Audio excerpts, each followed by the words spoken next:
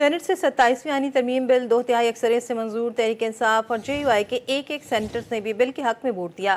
بل کی پیشی کے دوران اپوزیشن ارکان کی جانب سے شدید شور شرابہ اور احتجاجاً بل کی کاپیاں پھاڑی گئیں۔ اجلاس سے واک آؤٹ بھی کیا اور اراکین ایوان سے باہر چلے گئے۔ شکوار منظوری کے عمل کے دوران JUI کے احمد خان اور PTI کے سیف اللہ ابڑو نے ووٹ کاسٹ کیا۔ اسلام آباد سے دیکھتے ہیں یہ report.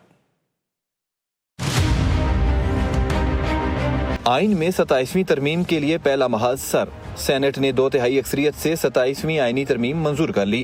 64 members have voted in favor of clause 5 and none members are against it, so the motion is carried by the votes of not less than the 2/3 majority of the total membership of the House. Clause 5 therefore form part of the bill. Chairman Yousuf Raza Gilani کی زیر صدارت Saint اجلاس کے دوران 27ویں آئینی ترمیم کے بارے میں کمیٹی کی رپورٹ پیش ہوتے ہی حزب اختلاف نے ایوان سر پر اٹھا لیا، شدید نعرے بازی کی۔ The Constitution 27th Amendment Bill 2025 as reported by the Standing Committee be taken into consideration at once. Opposition نے چیئرمین سینٹ کے ڈائس کے سامنے بھی احتجاج کیا۔ 27ویں ترمیم کی منظوری کے مرحلے کے دوران حکومت کو 2 اراکین کی کمی کا مسئلہ درپیش آیا۔ نیشنل پارٹی کے سینیٹر جان محمد کی غیر حاضری اور عرفان صدیقی کی بیماری کی وجہ سے حکومت کے 2 اراکین کم ہو گئے، جس پر حکومت نے PTI کے سیف اللہ ابڑو اور JUI کے احمد خان کو بل کی حمایت میں راضی کر لیا۔ دونوں سینیٹرز کی رضامندی کے بعد حکومت کا مطلوبہ 64 اراکین کا نمبر پورا ہو گیا۔ اجلاس کے دوران وفاقی وزیر قانون اعظم نذیر تارڑ نے 27ویں آئینی ترمیم بل پیش کیا، جس پر اپوزیشن نے بل کی کاپیاں پھاڑتے ہوئے ایوان سے واک آؤٹ کیا۔ The motion is carried. Order number 44. Sir, 43. Sir, may I?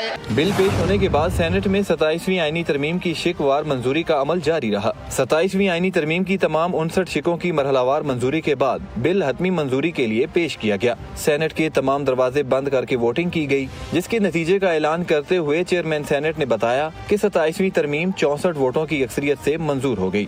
Session کے دوران PTI سینیٹرز نے سیف اللہ ابڑو سے مکالمہ کیا۔ سینیٹر فلک ناز چترالی نے سوال کیا کہ آپ کیوں کھڑے ہوئے؟ سیف اللہ ابڑو نے اراکین کو جواب دیا کہ مجبوری ہے۔ واک آؤٹ سے قبل JUI فے کے سینیٹر مولانا عطاء الرحمان نے آئینی ترمیم کو مسترد کرنے کا اعلان کیا۔ 27ویں ترمیم جو ہے اس کا مسودہ نہ پارلیمنٹ کے سامنے لایا جا رہا تھا، نہ ہمیں بتایا جا رہا تھا، نہ کسی دوسری سیاسی قیادت کو بتایا جا رہا تھا۔ سینیٹر روبینہ خالد بولی، آئینی ترمیم کو غلط سمجھنا ایک منفی تاثر ہے، اچھی اصلاحات کو اپوزیشن کو بھی سراہنا چاہیے۔